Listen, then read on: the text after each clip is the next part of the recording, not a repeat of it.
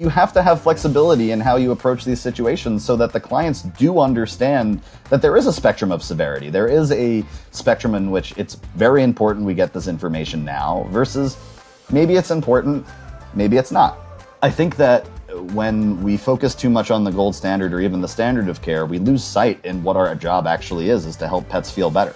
In this situation, there's no mistake. Like, they made the recommendation, they had the communication. I'm sure it's all documented as such, but they were waiting for that discharge summary to continue the care for their pet. And, that is often what I feel like we miss, that we get into some trouble sometimes because we want to do that. We want to do the best we can to communicate, but we don't always complete the circle.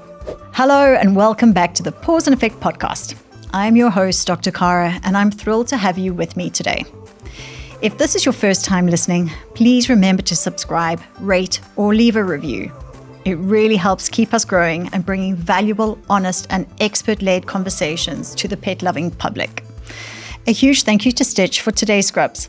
They look good, they're ridiculously comfortable, and they're what the entire Hillcrest Veterinary team wear every single day. Today, I'm joined by Dr. Josh Rosen, also known online as Dr. Josh. He's a relief veterinarian who brings his skills to practices across the US, offering not only support, but fresh perspective. We'll be talking about what relief work is, how it shapes your clinical growth, and the professional freedom it offers, and how Dr. Rosen uses his platform to support both clients and colleagues. It's a brilliant episode for anyone interested in the future of VetMed, or simply curious about how a vet's role can look different from the traditional model. Tell me about your background. Tell me about what you're doing. Where are you based? Where did you qualify?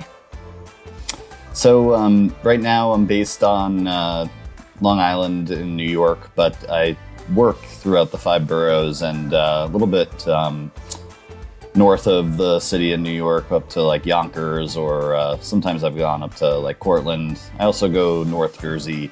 So kind of like around the metro area of New York City. I started doing relief about 2 years ago. And at that point in time, I started because I just wanted to experience something new. I had worked as a medical director for 2 different veterinary companies and learned a lot from each of them, was grateful for all of the expertise that was given to me and helped along the way. I wanted to see what else was out there. And, maybe part of it was in the beginning, do I eventually want to open up my own practice and just be able to see how all of the different practices in this area tend to practice, or just simply having a lot more freedom to make my own schedule and be able to determine how much income I want to make on a year-to-year basis. And, started it with the idea that it may be temporary and I might find some place that I really, really love working and want to just continue working there.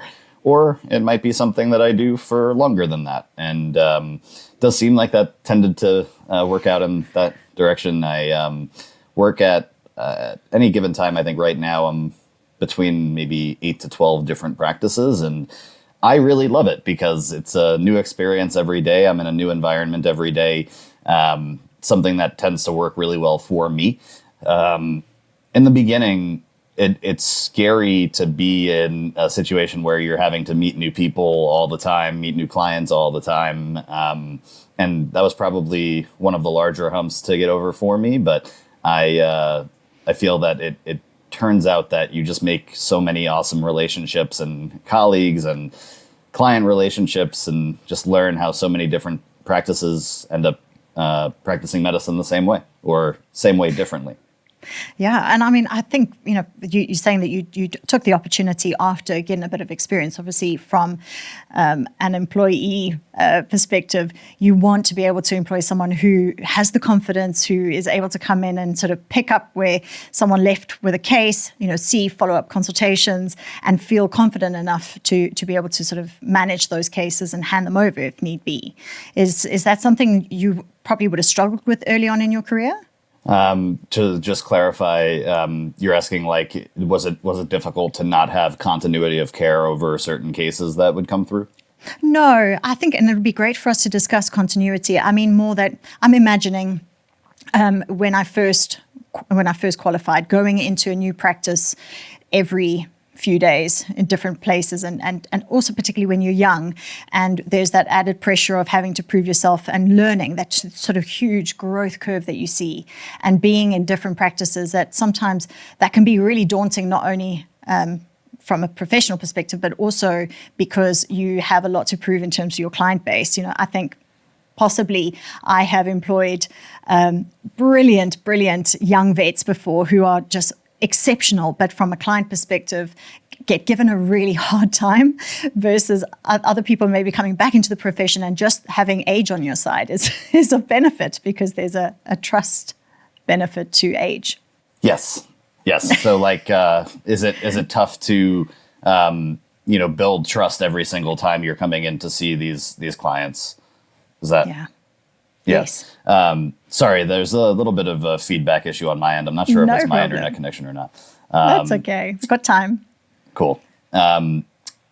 So the short answer is yes. It's definitely difficult to go into these situations, especially in the beginning when you start off doing relief or locum work, that maybe we're in a situation where a client is used to seeing someone that they have always had a relationship with, or they are used to having someone that they at least have seen in the clinic before, and now you're this brand new face, that comes in, and maybe it's a difficult case, maybe it's a straightforward case from your perspective, but there's going to be a little bit of a hurdle to get over just because of the trust aspect. I don't really know you, and I'm supposed to just listen to whatever you have to say about my pet.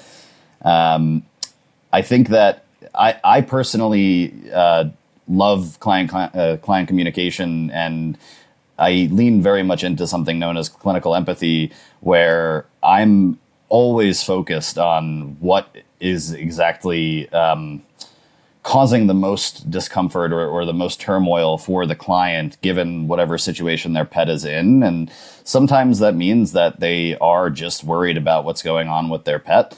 But sometimes it just means that they're just looking to see that the person in front of them understands who they are, and that I've been up all night taking care of my dog or cat, and I'm really worried that they are sick, but I also want to get some sleep. Taking a few moments here or there throughout the conversation to just either one, just say that really sucks what you're going through. I feel for you and having to take care of them. Nobody likes having a sick pet at home. When we're in situations where, trust is incredibly important, as you described, it means that you have to rely a lot more heavily on your skills to communicate and to build that trust, build that connection. In the beginning, it was a little bit more difficult because you're leaning on that all the time. But for me, I love it. So I go to work every day. The parts that I take home are the conversations that I'm having with clients. And that may be not so much the same thing all over. I think that it's easier to say than to do, but the more often you practice that approach, again, using clinical empathy, you see right in front of you that clients are more likely to trust you, more likely to do the things that you recommend and not necessarily put up an argument. If they do, you actually have more trust that whatever they are uncomfortable with is coming from a very legitimate place, and that it's not a matter of whether or not they trust you, but that they just simply can't do what you're asking, and you need to come up with a plan B. So let's talk about some of the biggest sort of professional advantages of the work that you do. Are we dealing with the fact that there's a variety in cases, the autonomy, the flexibility, financially? Share some of the great benefits that you're appreciating. Yeah. So my favorite parts of being a relief vet are that I get to be stimulated in different ways every day. Being in a different environment and getting to meet new people is definitely something that brings energy to me. And, I think that certainly there are days where you're more tired, that it doesn't, it's not as easy to do. But I love being able to come into places where the need is very high and that people are always looking to see that the relief doctor is coming in to provide help and care, not only to the patients that they're seeing, but to the team itself. There's a lot of clinics out there that rely on relief veterinarians to keep the doors open and make sure that clients still have access to care. I think that those teams often work very well with their relief doctors because of how much they appreciate the care that's being provided for them. I also love traveling. I think that it's a lot of fun to be able to say that, I'm in New Jersey one day, I'm on Long Island the next day, I'm in the city the day after that. I can talk about different ways that people handle cases that are not necessarily about right or wrong, but just, again, having options for more innovative approaches for medicine to have the ability to create plans that truly suit the client's needs because of how many different experiences you've witnessed. That's so true. And in terms of, the need for relief vets, talk to me about why we're struggling. Yeah, for sure. I think that everyone is aware of the high turnover rate that exists in our field right now. I think that it's to say relief veterinary medicine helps to alleviate the impact that those high turnover rates can, have on the clinics that they're at. I think that relief veterinary medicine, even whether you're a veterinarian or even a veterinary nurse in the States, you have the ability to fill in. You have the ability to fill in where you're needed. It does kind of create the questions of like why is the need there to begin with, and often I think that there are clinics that are always going to be in a work in progress mode. There's clinics that are constantly trying to grow and do better. And sometimes there's turnover that's associated with that. And so relief can help to fill in those gaps while they're making their improvements. It also gives them an opportunity to talk to a fresh face and say, what is working well and what's not working well, and, what systems might be best implicated to help this practice grow rather than just coming in to treat the patients, which is still very important. We do provide a new lens to be able to help some of these practices, grow from where they are.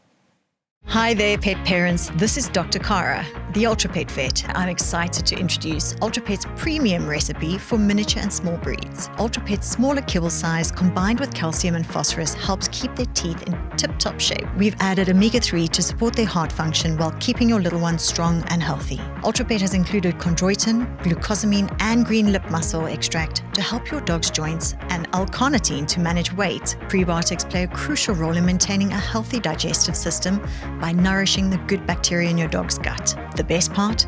UltraPet offers a 100% money-back guarantee. Visit your local vet or pet store to make the switch now. And is this something you manage through a service, or is this something that you deal directly with practices and negotiate your rates and your hours? And that's a great question. I do a little bit of both. I definitely use a platform called Rue very regularly to fill in shifts that are available in the areas that I work. There's definitely practices that will also reach out to me personally and, just say I'm in need from, this date to this date because my doctor's on maternity leave or maybe someone's going on vacation. So it's definitely a mix. And, it varies based on the time of year. There's some times of year that are there's just a lot more need in general. So like the summertime is a huge one to say that like there's lots and lots of clinics looking for relief vets either to fill in because of vacation or because the client need is so great that even though they have all of their doctors working full time, that they still would benefit from having one more doctor on to help alleviate how much of a wait list there is for, sick pets, things like that. I think that the platforms really provide ease of access, especially for people that are starting off. When I first started off, it was primarily the way that I booked the majority of my shifts because it was just so simple to be able to say like, oh, well, these are the clinics that are in need right now. But there's other platforms out there too. They're not, there's to say lots of different means that you can find the clinics out there that are looking for help. so what are the biggest challenges, or maybe some of the things that you've overcome that you can advise people who are struggling with some of the relief work and some of the challenges they'll face? There's two big ones. I would say that, it's basically teams and technology. And what I kind of mean by teams is being able to go into a clinic and understand that you may, especially if you're going from working as an associate or a medical director, especially where the systems in place may be something that you specifically created or that you're very, very used to as far as workflows that exist within the clinic itself. My main thing is that when I go to a clinic that I know is a high functioning clinic, I'm not going to go in and say, I want my appointments ran in XYZ fashion. I'm going to go in and I'm going to ask them, how do you guys typically pursue a workflow or clinic workflow? How do you handle, well visits? How do you handle sick visits? And be able to integrate into the systems that already exist, because you'll work at clinics where people will say to you like, oh, well, doc, we'll do whatever you want. We'll, if you want to handle the appointment this way or that way, whatever you want, just let us know. And I love that, they are also trying to be flexible too. But the bottom line is that if there's a system already in place, that's always going to be, for the most part, the more efficient way to handle their appointment schedule. And when we try to change things throughout the day or the first time that you're there, you often create more of a struggle in that process and maybe create more clients that are frustrated because things aren't going as quickly as they typically do. And you would have no idea until it's the end of the day and things feel like there's not really a good flow. Maybe there's some people that are looking a little bit frustrated with how the day has ended. And, we can feel like there might be ways to improve systems, and I think that it's very difficult, especially when you're starting off, to understand that, like, one, your job is to come in and fill in for the system that already exists, and two, there may be some clinics that ask you for feedback, but if they're not in a stage yet where they can make corrections, you may be creating more harm in trying to imply that there are better systems than the ones that they have in place, because change management is only as easy as it is to say things. It's never as easy to do. The second part is technology, and I don't just mean like technology like computers. I really mean tools, like being very willing to understand that, like, you are going to be in many situations where you may be the only doctor in the building. And that can be scary to people that have especially only worked in situations where there are multiple doctors around all the time. It doesn't mean that you don't know what you're doing. It's just obviously a lot more comfortable if you have a complex case to just lean over to your friend and say, hey, have you ever seen this before? Tools like Plums, Clinician's Brief, being able to, to be honest, there are some situations now with certain types of AI scribing systems that I use that they have a prompting software within that you can discuss and try to consult with, that you have something that you rely on, even a textbook, to be able to say, I have something to look back on and know that I'm doing the right thing. And most of the time, that's just creating more confidence for you. But I do find that often, if I go into a clinic that's a little bit more brick and mortar and owned by mom and pop, they may have a Plums, textbook somewhere in that building, but do I want to have someone, spend 30 minutes trying to find it? Or is it just simple to have that app on my phone where I can access it immediately? And those sorts of, things obviously hold cost too. And it's important to understand that, like, those are costs that are expendable. So, like, if you're owning your own business as a relief veterinarian, like, there are certain things that you will need for your business that are that can be expensed. And so rather than thinking like, oh, well, I'm just going to have to spend money on this thing. Yes, you will, but you also control your rate. So, like, if you're having X amount of expenses every year, you should be thinking about what does that mean as far as what your rate should be when you're working those 10-hour shifts, those 12-hour shifts, things along those lines. Absolutely. So this is a good time, I think, to talk about the continuity of cases, because I can imagine, and I'm going to show you how my brain's thinking about this, because I can imagine it must be wonderful for owners to come across you, because not only are they getting a second opinion in some respects, they're getting sort of a fresh approach, which is often really valuable. You also may have a situation where people go, but I don't want to see anybody else. How often do you come across that? Every day. You can't be too good. You can't be too liked. You need to be able to leave.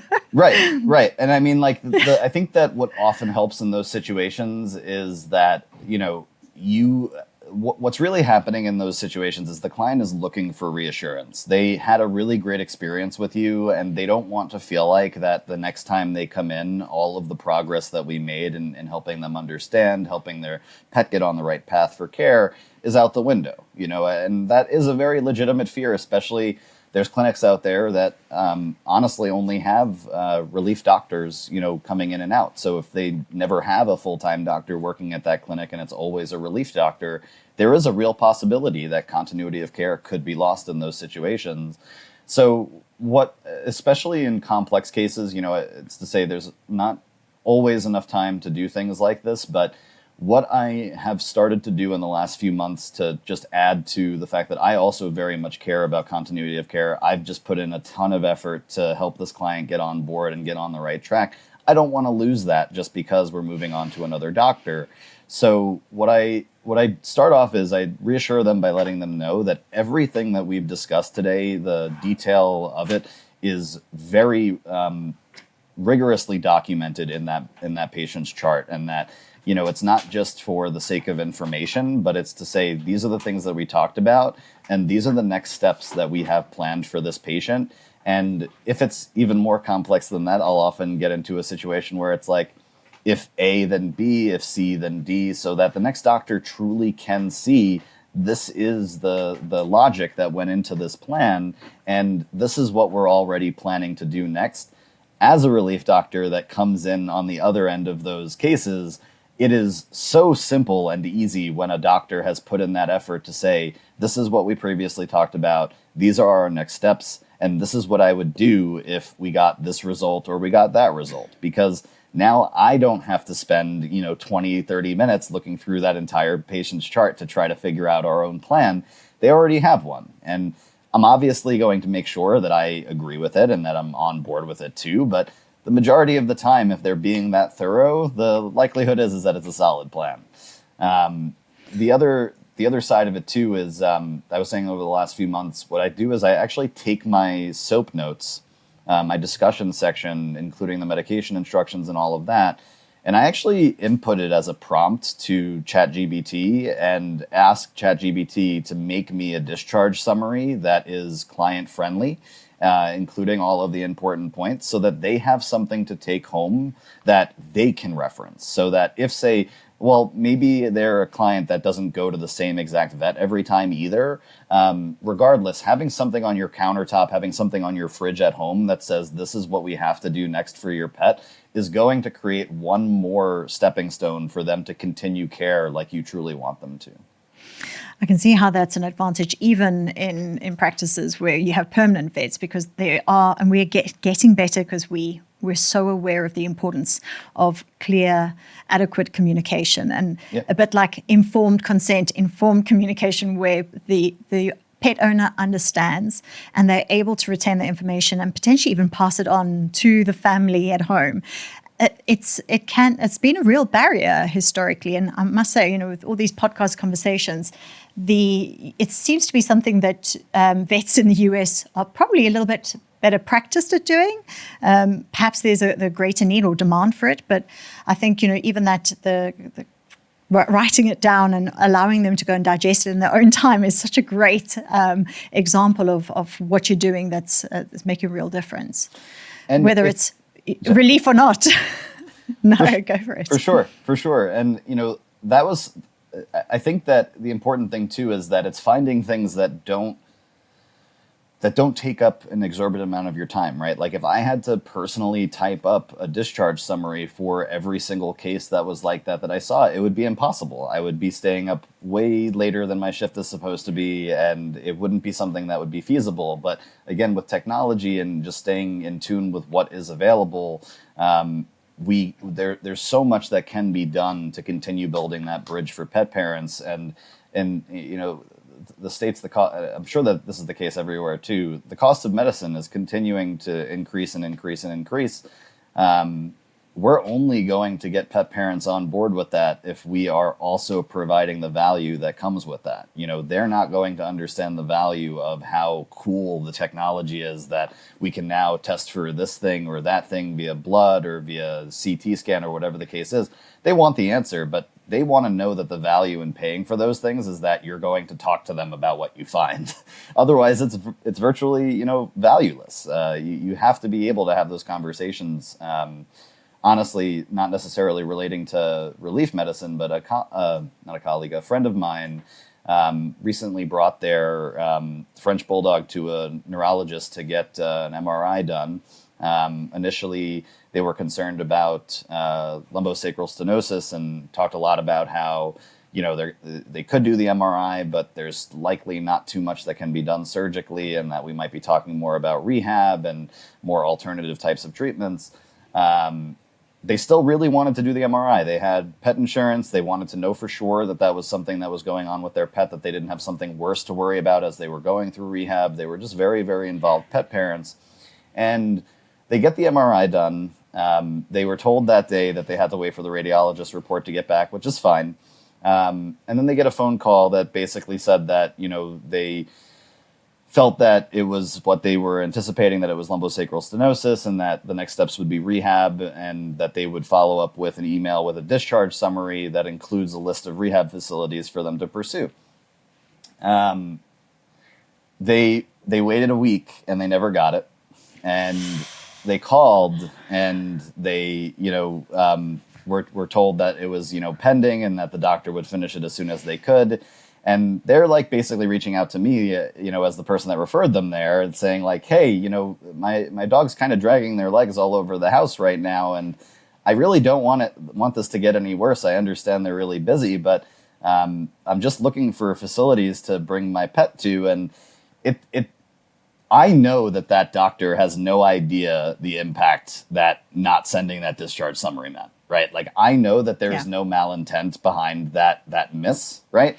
But it's misses like that we have to learn from, that we have to understand that most often when we talk about client complaints, most often when we talk about malpractice complaints, it's not actually coming from a place where someone feels that you just did wrong as a doctor, that you medically made a mistake, and so that's why I'm going to go after you.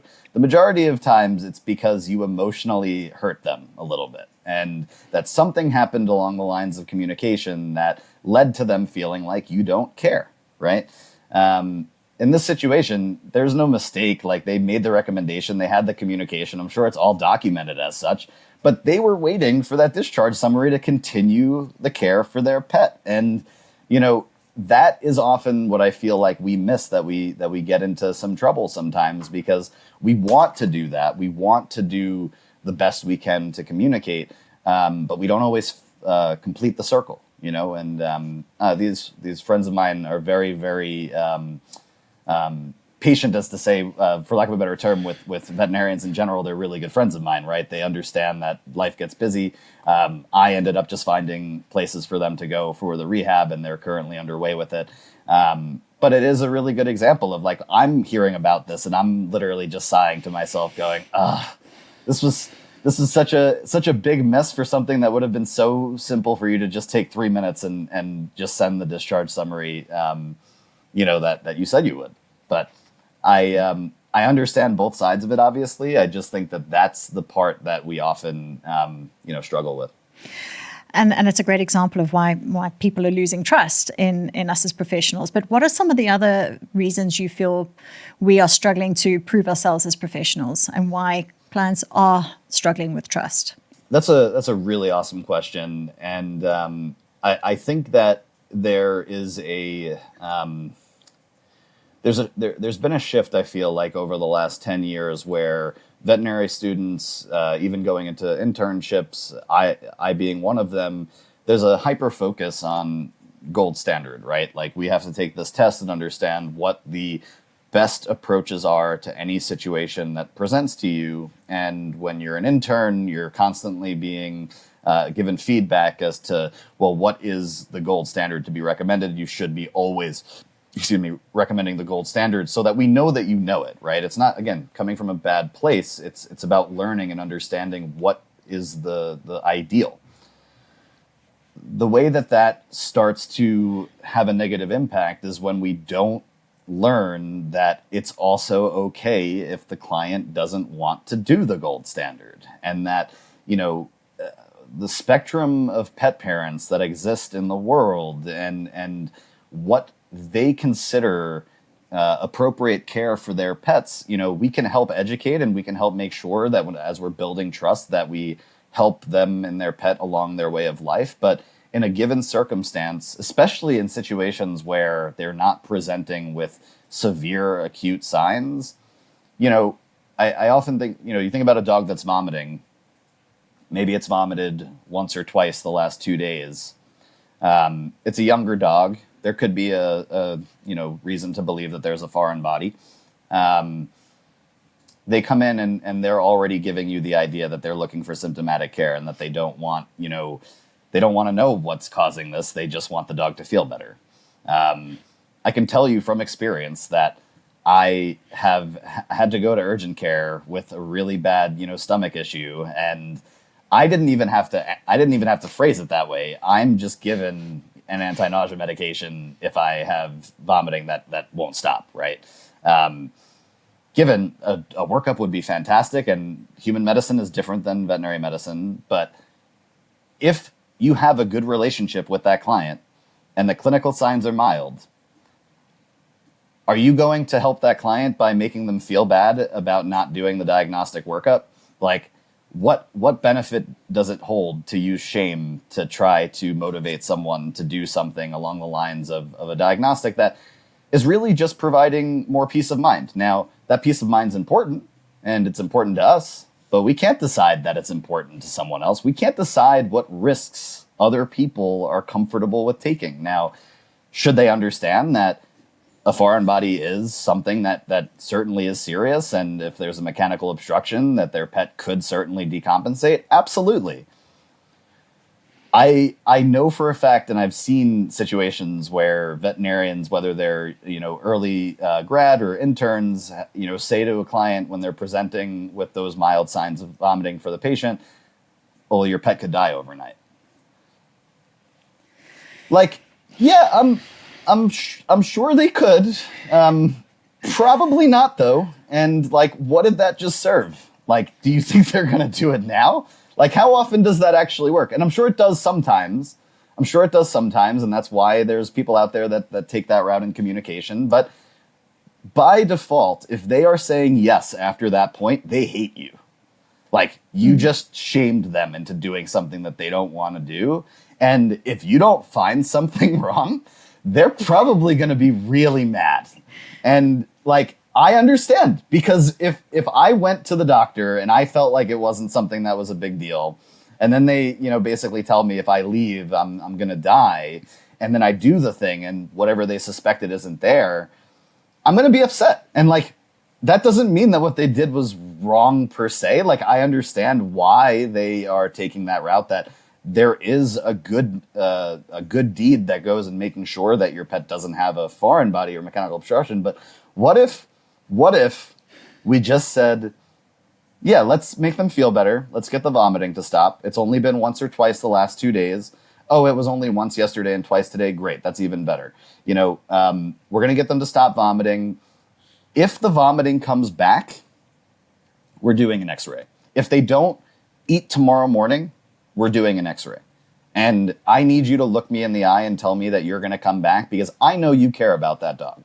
And I know that we both want this to just be something that's going to go away on its own and not have to worry about it. There's a possibility it may not be the case. There's a possibility this could even be parasites. But we're not looking into any of this right now. So just understand that we're going to treat this symptomatically, and if clinical signs return, we have to do something to investigate this further. That 9 times out of 10, they're going to say, "Oh, absolutely, doc. Absolutely. I definitely don't want something bad to happen to my pet, and I'll be here first thing in the morning if they're not feeling better." Understanding that there are people that want the answer immediately and will do whatever they can to get that answer immediately, and some people that really would prefer that this not be something significant. and that this just get better. And like, that doesn't mean that if a dog comes in that's vomited 8 times in the past 12 hours, that you have the same approach, right? Like, you have to have flexibility in how you approach these situations so that the clients do understand that there is a spectrum of severity. There is a spectrum in which it's very important we get this information now versus maybe it's important, maybe it's not. I think that when we focus too much on the gold standard or even the standard of care, we lose sight in what our job actually is to help pets feel better. And that doesn't mean that it's our fault that the trend is going in that direction, but it definitely means there's a lot that we can do to help fight back, for lack of a better term. And I agree. I mean, I think, you build that sort of resentment towards your vet versus alternatively, if we can do that x-ray now, and that is then left, if they really want to do it, to bring that forward if that's what they want, but rather than lose that client or lose their trust at that point. I totally agree. And I understand, and I want to talk a little bit about mentorship, but I understand possibly where it comes from, because we are always fearful of making a mistake, missing something. We're scared of litigation. We're worried about reputation. When things went wrong historically, there wasn't social media, and feel like your career is going to come to an end because of a mistake. Let's put it that way. So how do you?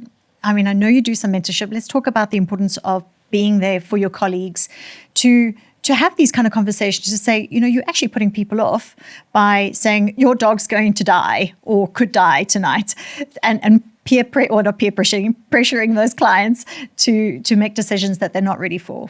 That's also a really great question. I think that it's probably even harder than having the conversations with the clients, right? Is to be able to work with colleagues that are struggling with how they have these conversations. And the way that I handled it when I was working as a medical director, sometimes I feel like I was watching something recently that's like, the dynamic changes when you as the medical director or you as the practice owner were to go into the room and just be present for those conversations, right? Like, that's a very, very difficult thing to do. But the problem is that you really do need to know what's being said. So in a situation where a colleague is struggling and they are maybe venting about what a client situation was like, I think that, it's always important to determine, is the person looking for feedback in that moment, or are they just looking to let off some steam? But let's say that they are actually looking for feedback to make these situations better. Maybe they are just even looking for more of a higher success rate with getting compliance, with getting client adherence. I will often talk to them about whether or not they feel like they ever, rely on shame in those conversations, and that, if they ever feel like they are, trying to motivate someone by making them feel bad that something bad may happen. And, it's funny because when you say it like that, like, nobody's going to look at that and go like, yeah, that's always what I do, right? Like, I love shaming people. Like, most of us don't realize when we're doing it. And that's the main thing is just trying to like, no, I don't think I do that. Well, have you ever, in trying to get someone to pursue a diagnostic, talk to them about what something bad may happen if we don't get this information now, rather than focusing on what the diagnostic actually provides for us? And, still might get a little bit of like pushback, like, no, I don't really think so. But often enough, whether it's in that moment or just having repeat conversations along those lines, that we start to become more aware. And that is the more important aspect of this, is that I would never tell someone like, oh, just go give someone on your team feedback and this will just get better on its own after one conversation. This is something that does require a lot of practice, and it requires practice because you're teaching your mind to be aware of what you're doing. And that is something that a lot of people struggle with, and it takes a long time to get there. I'm certainly not at 100%. I make mistakes all the time, but the comfort that I have in making mistakes comes from the place that I know that if I make one, I'm going to do everything that I can to do right by it and to repair it, rather than letting myself fill up with shame and then isolate and try to remove myself from the situation. Right. I think the biggest thing is that it doesn't happen overnight. But when you have conversations around the idea that I want the client to understand that I want their pet to feel better, and I also want them to know that I'm on their team, and that this isn't a matter of me just lecturing you on all of the possible things that this could be, and that we really need to find an answer because your pet's going to get more sick, but that I know that you're here because you want your pet to get better, and we're going to work together to get to that solution. In some cases, that may mean that we have to find some answers, that we need more information to truly make appropriate decisions on these situations, but doing our best to know what shame looks like and try as hard as we can to avoid using it in those conversations. And when there are always time constraints, but when time is an issue and you only have a limited amount of time with a client, how do you get that message across that you take them as part of your journey and you explain and you're thorough and you're doing well by the pet, when we all know that, consultations, we've got the next person waiting, there's a demand. What are some of the tips that you can pass on to us who just feel that we could definitely improve in this area and we want to get it right, but we are under time pressure? For sure. I think that often is the biggest pushback that I get in regards to client communication, is that we just don't have time, right? I personally work at clinics where I have to see 25 to 30 cases in a day. And how can you possibly make every single one of those clients feel like you are involved in their care and having those conversations? I think that I personally take an approach that involves a few different things. The first is knowing your client's name and using that to your advantage, because it's all about doing things that you're already doing, but verbalizing it at the same time. So if you enter the room or you get on the phone with a client and you have the chart right in front of you, you should know their name. And that doesn't mean that you have to approach it in an awkward fashion. If you've never met them before, introduce yourself, let them introduce themselves, introduce yourself to their pet, use their pet's name. It's kind of the idea of an icebreaker, but I don't like that word because I just feel it's so cliche. It's literally just the idea of building connection. When people hear their own name, they feel a reward, for lack of a better term. They feel more comfortable because they know that you're on the same level. I've never had anyone say to me, no, that's Mr. Smith to you, right? People love hearing their name. So starting off with that, and then, you may not be, as the veterinarian, the person that's doing the intake. So the intake is something that may fall into a category that is a time frame out of your control. When you get into that room, after you introduce yourself, you're going to do a physical exam. I think that any opportunity that you have to do a physical exam in front of the client is something that works to your advantage as far as client communication is concerned. That is something that you have to do no matter what. So whatever you're doing while you're doing the exam is not going to take more time for you. You should be taking the same amount of time doing that exam either way. Be thorough. But as you're doing it, talk about the normals. Talk about how the eyes look clear, that there's no signs of redness, that the nose looks healthy, that their heart sounds are normal, that there's no harsh lung sounds. Being able to go through the exam, even if they are normal findings. I remember going to the doctor myself and the doctor listening to my heart and always thinking to myself after they walk away, so everything sounds fine, right? You grow up and you understand that they're only going to talk to you about things that are not going well. But, if you are talking about building on client communication, that is an opportunity for better connection because you're in there anyway. And if their exam is completely normal, then you just explained why they have a healthy pet today. And you don't necessarily have to take more time talking about that. Maybe you found something abnormal. Well, that also gives you the time to talk about what is found. It gets a little bit more tricky to say that now you have to apply that time for that issue. But you can still utilize your time appropriately because you found it. Talk about it during your exam. Talk about what you'd like to do. And understand that everything that you want to do for that pet, especially thinking about senior pets, does not need to be done in that visit, does not need to be everything all at once complete while they are there for that 20-minute slot, half-hour slot. I recently went to the doctor myself, and I have like sleep apnea, and I wanted to get like a sleep study done. And, there was one other thing that we had talked about during the visit, and he literally started off the conversation after I brought up my sleep apnea that like he's going to have me come back in a week and a half so that we can talk more about that and get me set up on a plan to get a new sleep study and know what the long term looks like for that, so that he could focus on the general health visit that I was planned for that day.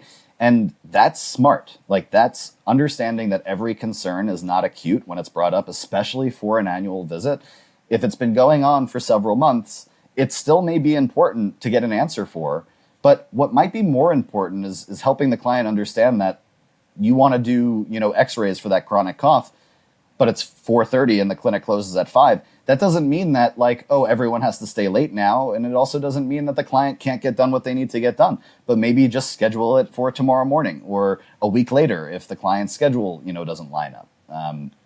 We don't always need every single answer right away. And understanding that really does help in regards to communicating and creating that client connection. I totally agree with you. And I can see it happening even within this practice where there's the desire to sort of wrap things up and package it and send clients home satisfied with their consultation. Sure. And not sort of say, okay, can you come back tomorrow? We need some more time. And I think it's something it's important for us to recognize and take a step back and say, how, as you've said, how important is it that we deal with every little complaint? Let's prioritize the urgency and tackle it that way. But the thought process that, as you were discussing, that was we are putting a lot of pressure on ourselves, sometimes totally unnecessarily. Let's talk about mental health challenges as veterinarians. What are some of the things that you've come across, particularly because you've had line of sight both in your previous role, but also now in relief work? Really, really awesome topic. It's a big one. We all know it's a big one. I think that when we talk about mental health and vet med, the field by itself is tough. The things that we have to see on a day-to-day basis are tough. And when we focus on client communication especially, I think that I often rely on this example when we talk about the idea of differentiating sympathy versus empathy, is this idea that if you're walking down the street and you see someone stuck underneath a car, you need to know that they need help. They need someone to know that they need help. Empathizing is understanding the position that they are in so that you can help them. It's a building block to compassion, to say that I identify the needs that they have so that I can do what I need to do to help them. Sympathy, while is not about right or wrong or good and bad, this is just simply the idea of emotional burden. Sympathy would be looking at that situation and saying, I know that they're stuck underneath that car, and I can only help them if I feel that at the same time. And we both know if we are both trapped underneath the car, we're not going to be able to help either one of ourselves. So, kind of long story short to say that we need to be compassionate in order to truly have fulfillment in this field. And that does not mean taking on the burden of other people that see us on a day-to-day basis. And half of that is understanding the idea of empathy and compassion and understanding that being compassionate is something that helps to heal you in this profession. Also understanding that we can't be as present as we want to be, as good at client communication, as empathetic as we want to be, if we are not taking care of ourselves. And that does not mean that this is a all-in-one solution. There's many, many, many different things that play into how difficult veterinary medicine is. However, I do think that we, as a community, we want to take care of pets. We want pets to do better. We will do anything and everything to help pets get better. And often we need a reminder that you have to put your oxygen mask on first. And if you want to help others in that situation, you have to be able to take care of yourself first and allow yourself to be in a position where you can take on those burdens. That if you're emotionally exhausted on a day-to-day basis because you're not getting enough sleep, because you're not getting exercise, and you're just going to work and working a 12-hour shift and getting home and going to sleep and just doing that over and over again for every day, it's going to be really, really hard to be present for people. And, that doesn't mean that like, oh, well, just stop the cycle because that's easy enough. It's again about awareness and being able to identify where you are now and what habits and systems are in place that are having that negative impact for you. Sometimes it's your environment. Sometimes it's having, or I should say not having enough support. But a lot of times, and I'll say this personally, the times that I am most compassion fatigued is when I'm not taking care of myself. And that I can look back and I can say, how many times did I take a walk during lunch this week? How many times did I give my family a call or friends a call and just talk about what's going on in their life? Like being able to know how much you care about veterinary medicine and linking that back to say, I also can't be as good of a veterinarian if I am not able to be myself as well. That's very, again, easier said than done, but I do believe passionately about that. And beautifully framed. I really love the way that you went about explaining that, and it's very relatable. I think it's difficult, and as you say, there's so many reasons why, and we all look at it. It's like, what is the thing that's actually burdening this veterinarian? Is it that they, can we manage the work hours? Can we manage but often you have to, you need to take sort of a collective view of things and actually step back and say, what responsibility am I taking for how this is manifesting. So right. Very nicely framed. I want to take, because I know we're running out of time, which is always so sad, and hopefully we will get the opportunity to chat again, perhaps on a different topic. But yeah. I want to take the opportunity before I lose it to have a discussion, and you have touched on it and we have mentioned it, but just to go a little bit deeper into the cost of veterinary care and how to manage owners who feel vets are only in it for the money and not feeling the value in what we're doing. How can we get better at communicating that? I think that, it really does have a lot to do with what the clients can see and appreciate for themselves.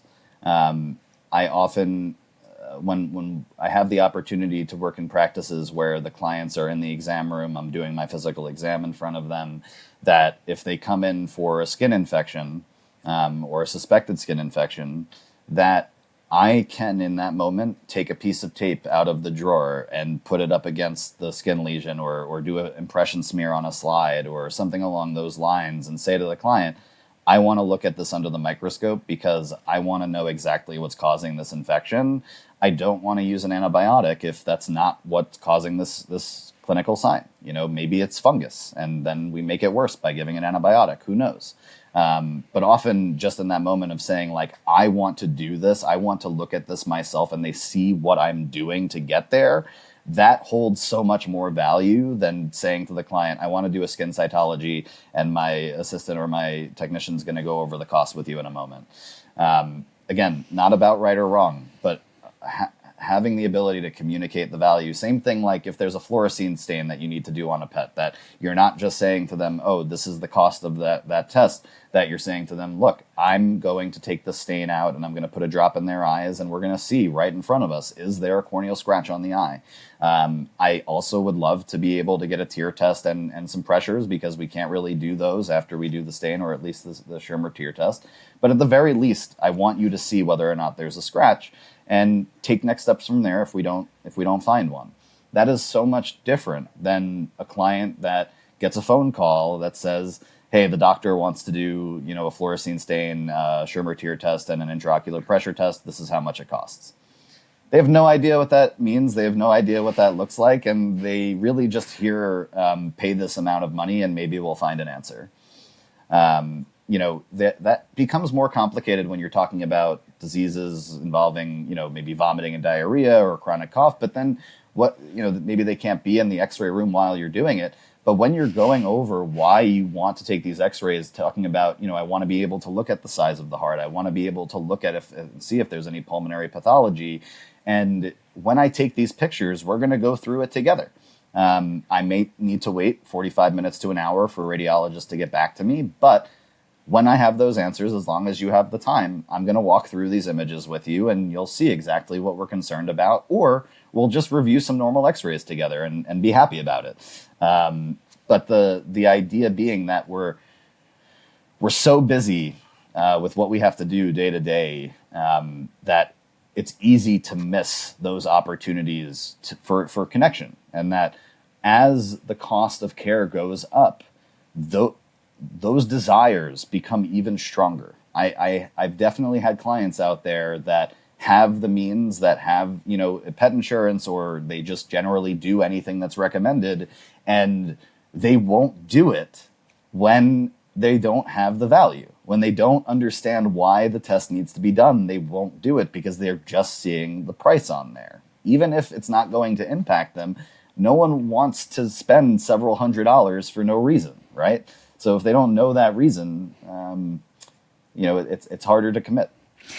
And my final pardon question, I've so enjoyed this conversation, but Same. For those vets who want to go into relief work but are concerned about, obviously continuity is one thing we spoke about, but concerned about knowing whether they're practicing medicine and their advice to owners are being followed through and those cases are resolved, how do you stay in touch with the ones that you're just kind of curious as to whether this dog's come right, or maybe it was the foreign body and it came back the next day but you were not there? How do you follow up on cases, and what's the advice for not letting those cases linger in your mind and keep you awake at night?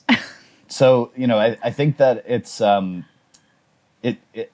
I think that in these situations, you will still tend to work at similar clinics regularly. So even though I work at, a variety of different clinics, like I'm still usually working at some of those clinics periodically every single month.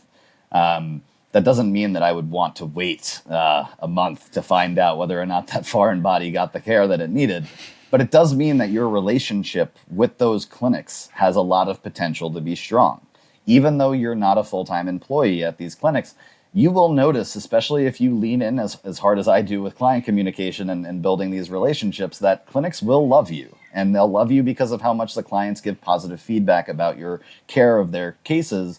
You will definitely have the opportunity to say to those teams, or say to the clinic manager, hey, do you mind if I text you tomorrow and just check in to see how this case is doing?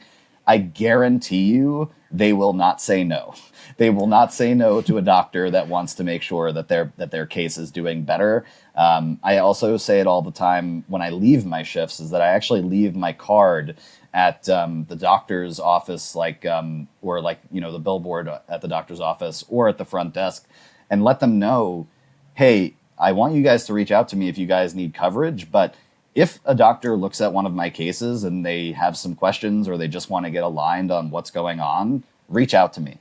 I might be working at another clinic. They may need to wait 15 or 20 minutes for me to get back to them, but I have no problem consulting on a case that I just saw, because I did put in all of that effort. I don't want there to be any, steps backwards. And there, on the flip side, I wouldn't want that to worry someone that I'm just going to get phone calls all the time. I get a phone call every so often because they just want to make sure that we're on the same page of a really complex case. But the relationship building that it creates by leaving that card and leaving that future relationship is huge. And, again, asking a client or asking a manager or a doctor to give you their number so that you can reach out in case, just to get a heads up on what that case or what happened with that case, is totally acceptable. I do it all the time. Mm-hmm. And I can assume it's a great learning opportunity, both if it's a case of saying, this worked out because of your advice, or, actually today this is what it looks like, but a great opportunity rather than approaching it from one of I don't want to know, right. To saying, well, if we can discuss things both parties benefit, and most importantly, the pet does. So I think that's a great approach. Thank you, Josh. Thank you for your time. I really, really have enjoyed this conversation. There's so much I'd love to talk to you about, just limited by our podcast time. But I will definitely be following you on social media. People can reach out, and then we'll put all those details in the notes, and follow the work that you do and some of the advice you give. You are absolutely inspiring. So keep doing what you're doing. I thoroughly enjoy following you. Well, thank you so much for having me. And this was an awesome conversation. I'm happy to come back anytime. I really appreciate everything that we talked about. Thank you so much. No, it's so appreciated. Thank you. Thank you so much for tuning into today's episode on the Pause and Effect podcast. If you found the discussion helpful, please like, share, and follow our podcasts. Don't forget to leave us a comment or review. We love hearing from our listeners. Remember, you can listen to us on your preferred podcast platform. Welcome back to Just for Pets. You're with Dr. Cara. Hi, Doc. It's Jackson the Jack Rossi here, and boy, am I itchy. Are you on a hypoallergenic diet? Hyper what now? Changing to a special diet will really help. And Just for Pets have a massive range. And flea and tick medication, special shampoo. Ooh, how quick can you get some? Order today and we'll deliver pronto. I feel better already. Justforpets.co.za. Vet approved, pet adored. Get it all to your door.